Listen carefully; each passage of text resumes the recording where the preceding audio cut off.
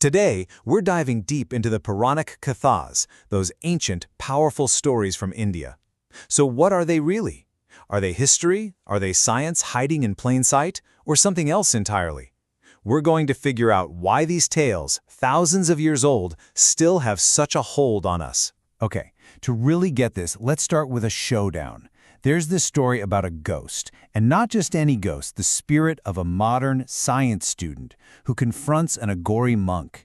He basically demands a logical, scientific breakdown of the Puranas, or he's going to turn the monk to ash. Talk about high stakes. Now, you might be wondering, what exactly is an Aghori? Well, think of them as ascetics who take a very intense path. They often hang out in cremation grounds, to meditate on that razor's edge between life and death. So yeah, you can see why this is the perfect setting for a ghost with an existential crisis to show up asking the big questions. That ghost's ultimatum, it's more than just a spooky moment. It really gets to the heart of a huge question. How are we supposed to approach these ancient texts in our modern world? So we're going to investigate this by looking at these stories through 5 totally different lenses. Right, so that ghost's demand is everything. It's this perfect symbol of a clash of worlds, right? You've got the skeptical, scientific mind of today slamming right up against these ancient symbolic stories. And that friction, that tension, that's exactly what we're going to unpack. So what does the Aghori say? How does he answer this ghost? Well, he starts with a pretty wild idea, that maybe these stories aren't just myths. Maybe they're a kind of ancient science, all coded in metaphor. Is it possible? Get this. The Aghori's response is to tell him a story from the Puranas that sounds a lot like Einstein's theory of time dilation. It's about a king who goes to a higher celestial realm. To him, it feels like a short visit, but when he gets back to Earth, millions of years have gone by. And this story was written thousands of years before modern physics. And this is where it gets really tricky. On one side, you have this idea of Puranic science, the thought that these texts are this amazing storehouse of forgotten knowledge. But then you have modern neuroscience, which has a different take. It suggests that faith and religious feelings, they actually come from activity in our own brains. The neuroscientist V.S. Ramachandran actually puts it really bluntly. He basically says, look, metaphysics is important and science is important, just don't get them mixed up. He sees them as 2 separate, parallel ways of understanding the world, each valuable in its own right.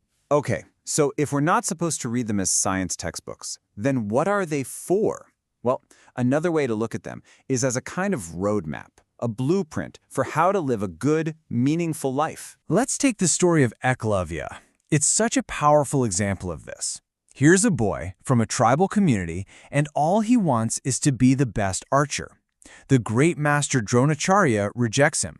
But does he give up? No way! He makes a clay statue of the master and teaches himself, becoming an incredible archer through sheer dedication. And that final act, giving his thumb as a fee? Wow. It's this unforgettable lesson about devotion. And it's the same with the story of Shravan Kumar. His tale is so iconic that for centuries, his name has literally been shorthand for being a perfectly devoted son. I mean, that image of him carrying his blind parents on a pilgrimage, it's held up as the ultimate ideal of what it means to care for your family. It's a story that has truly shaped a culture. It's not all about these huge epic sagas either.